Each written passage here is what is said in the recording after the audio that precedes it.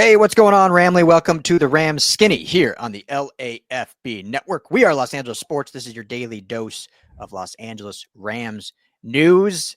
Full bore into camp season. I guess technically camp season is almost done in terms of Rams practicing at LMU. Only 2 days left, today and tomorrow. But technically training camp is going on for another 3 or so weeks as the preseason is just kicking off. Myself or Skinny T has been at Rams camp every single day, taking in the sights and sounds. Been a busy few weeks, but a ton of fun. We haven't been on here as much as we hope, put up a lot of articles and put up other videos, but between the travel, the driving, and then I've also been at USC camp a bunch. You've been at Chargers camp, son. It's just been a whirlwind. So finally getting on here to kind of recap what we've seen and what we're looking for moving into the weekend and into next week. But first and foremost, Skinny T, how are you doing? Doing fantastic, man. We've got so much going on that unfortunately we haven't had time for this. It's just unfortunate because we've wanted to record. We've tried to. Yeah. It's just fallen through. So we apologize. And we're gonna get back to a much more normal schedule now that we're back in football season. We had Chargers Lions on TV. Yeah. Hall of Fame game. It's back. Yeah, football is back, baby. But yeah, it's been so fun being out there, but it's like there's no place to like record because it's just like the media workroom, and then there's no other like rooms, so you'd have to be like in a hallway. So then it's like, all right, we'll wait till we get home, and then after dealing with traffic from LMU going through the teeth of LA, it's like, oh, that's 2 hours later getting home, and so yeah, it's been wild, but it's been fun. It's been fun. I was at USC fall camp yesterday. You can tell by my Rudolph the Red-Nosed Reindeer here, got a little sunburn, got nice and toasty out there yesterday morning. And then, it was at Rams camp before that. You'll be at Rams camp today, which is Saturday, and tomorrow, which is Sunday. So make sure to get that SPF on. But yeah, let's run through it, man. So I think it's been a fun camp. My first time at LMU, I didn't get to make it last year. You were there last year. But kind of a cool little setup they got there. Not as massive as it was in Irvine, a little more intimate, which is great. But let's just talk. Let's start with injuries, I guess, right? So we've talked a lot on Stafford. We'll be very brief on that, and then we'll move on. But I'll just toss to you first. Still week to week. I think the more I kind of thought about that, we talked a lot about, hey, the back, the spine specialist, is there cause for concern? I think the more I thought about it, I'm still like leery about it. But I feel like McVay changed it to week, so he just doesn't have to get questions every single day. I think it was more like okay, it's week to week, so every Monday you can ask me. And other than that, like I don't want to hear your questions because it's week to week. Just your thoughts, quick thoughts on Stafford. Any update there? Yeah, hardly any update. I mean, basically, that's where he left it. It's week to week. We talked about spine specialist being used by the team to talk about it. So, what does that rule in? What does that rule out? It does have to do with the spine. So it's not just a muscle ache. It's not just a soreness in the muscles. It has to do with the spine itself, the skeletal structure of it all. So that's, that puts it into a more concerning context. And, I'm looking at the August 5th, I believe it is, scrimmage and joint practice with the Cowboys. What's his involvement with that? That's kind of when McVay kind of pulls out all the stops, lets starters play, lets people hit and really truly compete. And that's the only time that anybody gets any idea of who the starters are going to be, what the offense is going to look like. Is he going to be involved in those two practices at all? Mm-hmm. The Cowboys and then later on the Chargers ahead of the preseason games. So, again, we're just going to have to kick the can down the road and see where and how exactly this is all shaking out. They're always going to say all the positive things on their side. Yeah. So yeah, of course. That's kind of where it's left. Yeah. Sweeping the rug. I will say this, it's in line. We'll kind of be jumping all over the place, but McVay has obviously raved about Jimmy Garoppolo and calling him like, oh, he's a starter. We get to have him as a backup. And, I think we all know we all love Sean McVay, but we all know he kind of, he's going to pump his guys up, which is fair, as he should. I think Jimmy overall has had a decent camp, but I will say when I was there on, I believe it was Thursday, which would have been the last practice they had, not a good day for Jimmy G overall. A couple of interceptions. off. His timing was off. Accuracy was off. One practice, not put a ton of stock in it. But as you and I have both said, like, if you're actually having to go into this thing rolling with Jimmy G, like, I'm not saying it's going to be a 2-win season, but I don't think that's a Super Bowl winning team with him under center. And I'm not going to take one practice to say that, but the body of work has kind of speaks for itself. I do think he can be serviceable. I do think if they need to have him a couple games, they can win some games. But if for whatever reason this thing does linger, which I hope it does not. But if it's like, okay, yeah, it's Jimmy G's team now moving forward, like, not feeling great about the prospects of where this season can go. Yeah, 100%. And there's been other throws. You know, I'm paying attention to the ones that go outside the numbers and deep down the field, and he just hasn't been on target on those. And that's the world you live in with Jimmy Garoppolo. You know, go find some not safe for work statements by Davante Adams when they played on the Raiders. Now I get that was in a different situation with the Raiders. Davante was very unhappy. But he let some expletives fly in the receivers show about, you know, problems that have plagued Jimmy Garoppolo throughout his entire career, holding on to the ball too long, making bad decisions. You know, last year I saw him throw a interception to a defensive lineman. That's not great. We saw him overthrow Tutu Atwell. Now, it wasn't massively overthrown, but it wasn't on target, you know, and that's the world you live in with a 37-year-old quarterback and the world you live in with Jimmy Garoppolo under center. You want Stafford back. He's the best team's chance. Now he's not. I don't think he's going to be out the entire season. I don't think anybody's thinking that. Yeah. But getting off to a fast start, they don't have an easy schedule right off the jump, and all sorts of factors go into that. Installing new offensive schemes, more 12 personnel, different running backs involved. It's all in there. Yeah. You know, I can't remember if we brought this up earlier in the off season, but I still am honestly, I don't want to say like upset or angry, but I'm definitely still a little bit perplexed why the Rams did not try to sign Trey Lance. And I know he hasn't had the season so far, or the career so far, and now is on his third team after drafted by the Niners, traded to the Cowboys, and now signed with the Chargers. And we've been at Chargers camp a few times, and obviously I'm sure a lot of people saw the Hall of Fame game yesterday, whatever that was, Thursday. And again, you can't take a lot of stock in a preseason game going up against a bunch of backups, but I think the ceiling of what he could be was worth the signing. Not even saying he would have beat out Jimmy Garoppolo, but here we are. We talk consistently about how this team does not have a future plan at quarterback. We have the 2 first-round picks. You're going to draft a guy. Trey Lance is almost 3 years younger than Stetson Bennett. I mean, he's still only 25 years old. You could have got him for unbelievably cheap as a free agent. Like, why not bring him in to at least compete in that room? Like, you could have got him probably for almost the same price as what they're paying Dresser Wynn to be the 4th QB arm.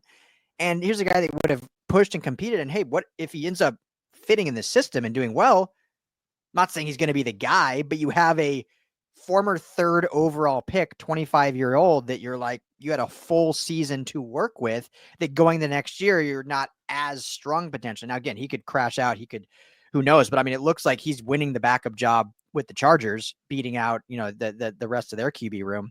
So that's just another one that's perplexing, that they just felt really good about Jimmy G on a 1-year deal and Stetson Bennett, who's, you know, his contract's only 2 years left, and kind of going into this offseason blind. Obviously, I don't think they knew Stafford's back would be an issue in the training camp, but I don't know. I just perplexing to me when you have a potential ceiling of a guy that, you know, hasn't done anything, but the age and the draft pedigree is worth a shot, in my opinion.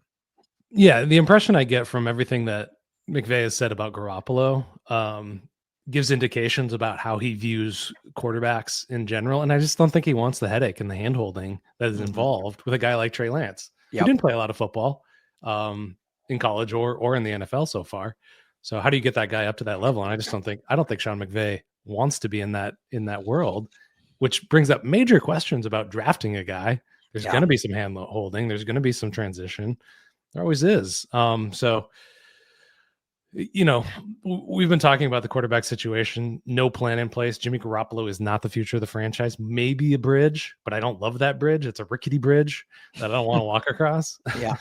So, yeah, I mean, Yeah. Just if any year you're going to hold some hands, this was the year to hold some hands because he I could totally learn agree. from Stafford. Like, Totally agree. And with Stafford being out, he'd be getting a lot of reps, and Stafford would still be there to be in the film room and helping, kind of being that second arm of the coaching staff. So, anyway, we'll see. I mean, Trey Lance obviously is never going to start with the Chargers with Justin Herbert there, but maybe we'll see a midseason trade try to go get him and bring him into the room. But anyway, let's move on from quarterback. A couple other injury updates. Nothing concerning, unless I'm missing something. I don't think anyone's had any real serious injuries.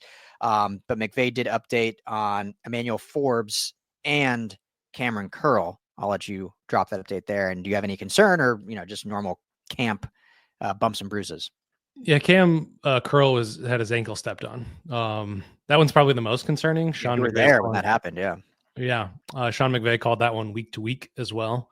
So that one I would keep my eye on. The other one is a soft tissue injury to Emmanuel Forbes. The only thing I can say about this one is that the secondary is probably the weakest unit on the team, depending on who you ask. There's a few people out there really pumping up the secondary. Mm-hmm. I'm not one of them. This is a safety and a potential starting cornerback for the team. So just something to keep an eye on. And, you want the safety room is actually quite interestingly deep. So that's one I'm less worried about. But how does that affect Quentin Lake's ability to move around the field? And that's what this team loves and relies on heavily. So not terribly concerned. So the soft tissue injury, the hamstring injury to Forbes is, he said, about a week. Probably next week he'll be back. So all good news. Yeah. Not all bad news, I guess I should say. Yeah, not all bad news. I think, that always gives opportunity for some of the younger guys to get some reps. Some of these walk-on players, and the rotation is different. You get to see Jalen McCullough out there a little more with the ones at safety and some different scenarios at cornerback as well. With Forbes, has kind of been slotted as one of those fringe starters. Obviously, Akella Witherspoon and Darius Williams are your two outside guys, with Quentin Lake kind of playing the star or nickel. But Forbes is a guy that they are seemingly want to rotate in fairly consistently. So, getting him back. They need that depth with Akella Witherspoon and Darius Williams. You got 32 years old, Darius Williams, and often injured, already been injured, had a sort of a calf strain already in camp for Akella Witherspoon. So they need some depth there. Yeah, 100%. So it's a long season. But at least nothing concerning with that. So, all right, well, let's talk some camp standouts so far, shall we? I'll let you start. Who do you want to start with camp standouts? And then we'll end the show. We'll wrap up here in like 25, 30 minutes or so with some kind of rookie updates. So we'll keep the rookies not in this conversation, but who are some camp standouts for you? Or one, and we'll go back and forth. I'm going to go with Puka Nacua. That's who I'm going to start with. Just praise across the board from everybody. Probably the most effusive praise come from a defensive lineman next to him, Kobe Turner. Playing with a buoyancy and a lightness about him. And then at the podium as well, just so excited about somebody that's dedicated to run defense on this team. And Puka Nacua is that. This team was in the 20s in EPA per play, in the 20s in success rate, allowing, just a lot of explosive plays and just good consistent chunk gains as well that really plagued them and beat them in the playoffs. Go back to those two Saquon Barkley games.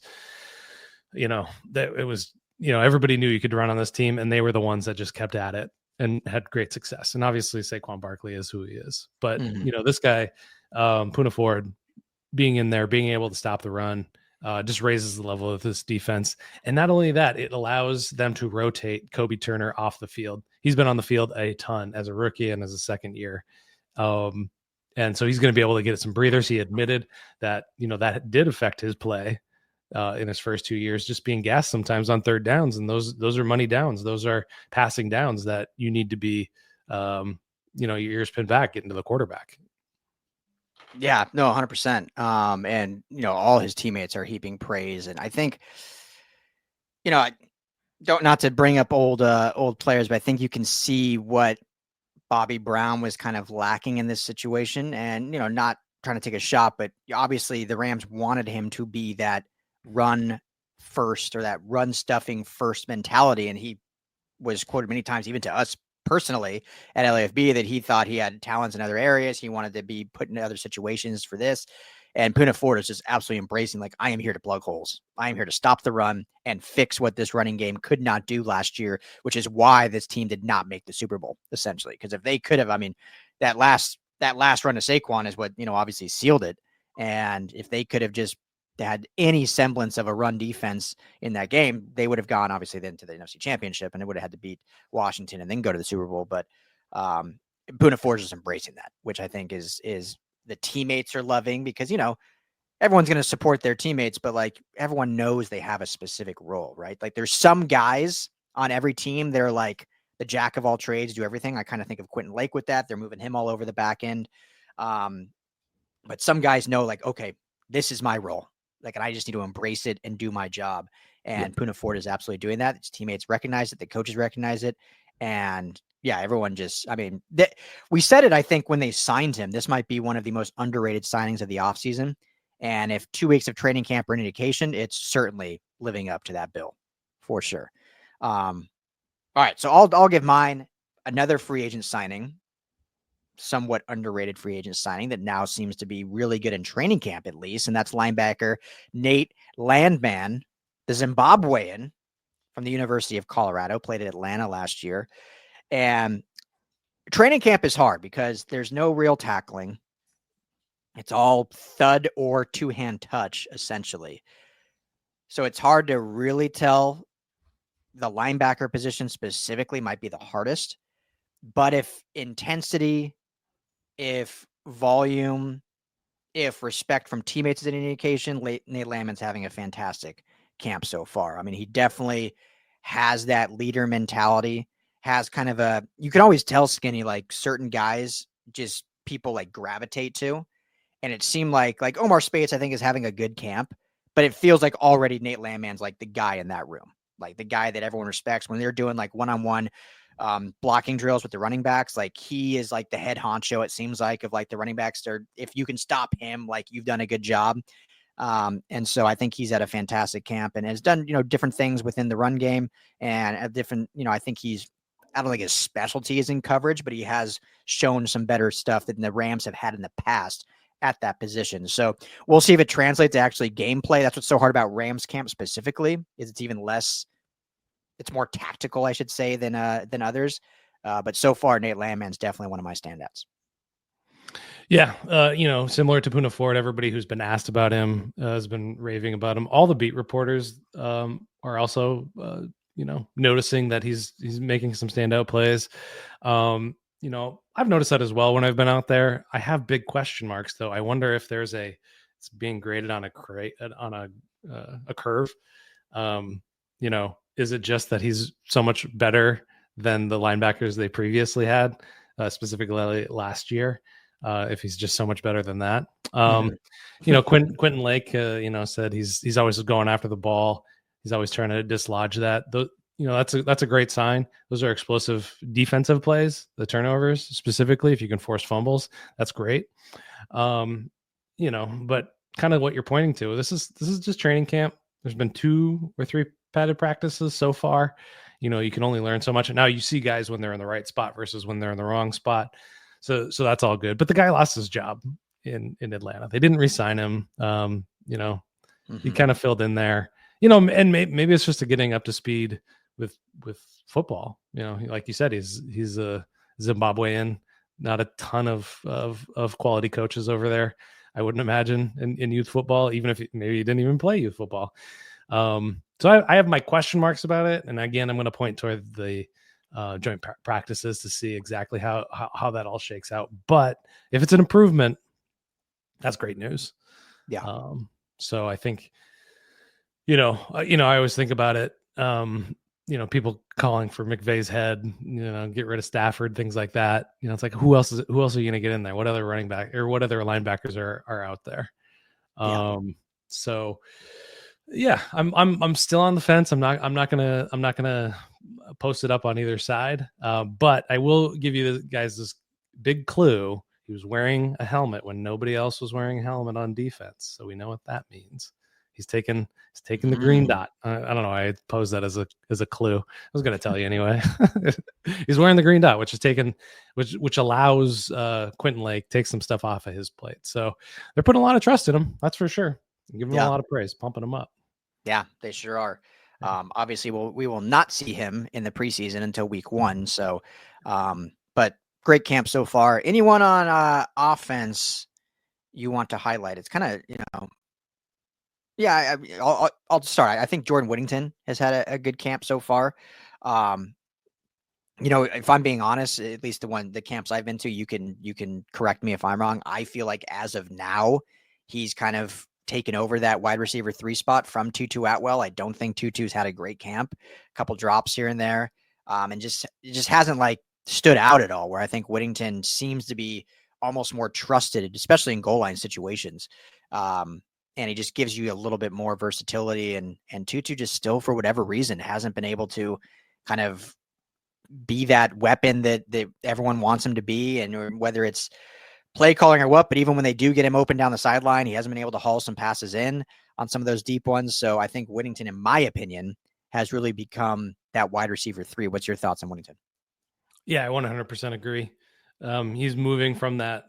He's been in kind of a swing, sometimes with a second unit, sometimes with the first unit, and just more and more with the first team. And part of the thing when they're running 11 personnel, McVay does not like to sub out his receivers. He likes to keep that illusion of complexity. He likes everything to look the same, so that there are no tells. Mm-hmm. Now, when you have a guy that's 155 to 165 pounds on the field, it becomes a bit of a tell. Are they going to run, running plays with Tutu Atwell on the field when they can use Jordan Whittington on an escort motion like they did with Cooper Kupp and with Puka Nacua? That's a tell. That becomes a tell. Yep. So when Tutu's on the field, you just kind of cap him. You try to take him away that way, take his speed away, which is his great success. And Whittington's just much more versatile. McVay commented specifically on his increase in the route tree and his ability to be used in the running game, and that's just disqualifying, which is more and more. Tutu's on a 1-year contract. Davante Adams is on a one-year contract. Whittington still's got 2 on his rookie deal. Mm-hmm. So, I mean, there's kind of a mathematics that you can look to and go, the writing's kind of on the wall. So it might be a $10 million mistake. Looking like it right now. We'll see. Hopefully we'll see him more involved. But all right, quick offensive line update before we move on to rookies. Just for those curious, Alaric Jackson has been in pads throughout practice, has done some individual work. Sean McVay talked about on Thursday how he's thrilled that he's been able to at least be out there, and he wants to do as much as he can. But obviously has been limited to just individual stuff here and there. And so no team activity really. And DJ Humphries taking the bulk of those left tackle reps, with David Questenberry subbing in here and there. So I think that's the only real offensive line update. I don't know if you wanted to add anything to that. No, just I'll reiterate that, with the blood clotting issue, the problem is if you take a big hit, internal bleeding becomes a big problem. If you can't, because he's on blood thinners to get rid of the blood clots, that becomes a problem, and that's what they're monitoring. So he hasn't been in contact, essentially, is where they are, and that's football. I mean, yeah, you're hitting a lot in football. So a lot, especially in the trenches, every play. Yeah, exactly. So, keep that in mind going through these joint practices. I doubt he's going to compete in those. I doubt he's not going to be in the preseason games. So, this is going to be a week 1 kind of revelation decision that they're going to have to make. Yeah, I know. Not ideal. Still now 2 weeks in the camp with your quarterback and your left tackle. Big question marks. And we have seen them make mistakes along the offensive line, kind of kicking the can down the road last year with Jonah Jackson, and in years past with Logan Bruss. So it's, this team, the hope is high, and sometimes it needs to be brought down to reality and just get a guy in there. And DJ Humphries can do it. Yeah. He's been a competent starting tackle in the league. Yeah, exactly. So they got lucky that he was still out there available when they did sign him not too long ago. So, all right, let's talk rookies. Let's start with our guy, Turd Ferguson, T Ferg. He's a rookie, right? So some rookies, especially we've talked about it before, the tight end position is one of the hardest positions to transition from college to pro. It's probably the hardest outside of quarterback. Just because there's so much on your plate, so many different things, especially in this Sean McVay offense. And now they're running more 12 personnel. That's going to add some different nuances to the position. I don't think he's had a bad camp by any means, so I don't want anyone to mishear me there. As of now, I do think he is kind of further down the depth chart than many thought. I think there was once he was drafted, everyone's like, oh, it's the Higbee Ferguson show. And everyone kind of forgot about Colby Parkinson and Davis Allen and some of these other guys that are going to be competing for reps. And so far, those three I just mentioned with Tyler Higbee, have gotten more run than Terrence Ferguson. So whether that's just catching up to the playbook, getting more involved, or not, that doesn't mean I don't think he's not going to be involved this season or whatnot. But just, through 2 weeks, that's been my summation is, he's a little bit more behind than maybe some of the other rookies in terms of breaking through that ceiling of being that kind of true tight end one. What's your thoughts on Ferguson so far? Yeah, the majority of his first team reps have come on when Higbee was out, when he was on a veteran rest day. And I think, in those 12 personnel sets, we're going to see Colby Parkinson on the field more than Higbee and Ferguson. I mean, I think you're going to sub in Ferguson for Higbee, just because Colby Parkinson is the blocking tight end. He's more the inline tight end. So when Ferguson does get to see the field, it's going to be, slot split out, maybe wide sets for him, because he's an athletic pass catcher, and that's his greatest skill set so far, developing as a blocker for sure. But those are, with going again back to Stafford, you got to take care of your 37-year-old quarterback. Yep. That's got to be job one. So it's similar to what I was saying last year about Blake Corum. It's like, he can't be on the field because he's not good in pass pro. So until he breaks through on that, I mean, he might be on the field for the preseason games. So yeah, constantly pointing back as a barometer as to who and where people are in their development and where they are on the depth chart. Well, and I think that's a great transition, because that is priority number one, keeping Stafford upright and healthy. And a lot of that is reliant on the running back. And, you talked a bunch about how Kyren Williams, why he was on the field so much, from his running and catching ability, but also just his pass blocking ability. And Blake Corum did not meet that mark last year, which is why it was so hard to get him on the field. So far through camp, and I'll kind of pose this in two ways. From what I've seen, Blake Corum still struggling in pass protection, at least on one-on-one reps. They do this drill with running back versus linebacker. They kind of set up some trash cans and pick a hole, and then, you go one-on-one. Corum clearly still struggling in that. And fourth-round rookie Jarquez Hunter might be the best pass blocker of the running back bunch, including Kyren Williams. I mean, he has been fantastic in those one-on-one drills. So for me right now, Jarquez Hunter has leapfrogged Blake Corum. There's been a lot of, it's so funny to me, and this is what I love about this business, is you see some of the other beat writers and their stories, and they've really highlighted Blake Corum looks more explosive and his speed between the tackles and this, not, which he has. I'm not taking anything away from that.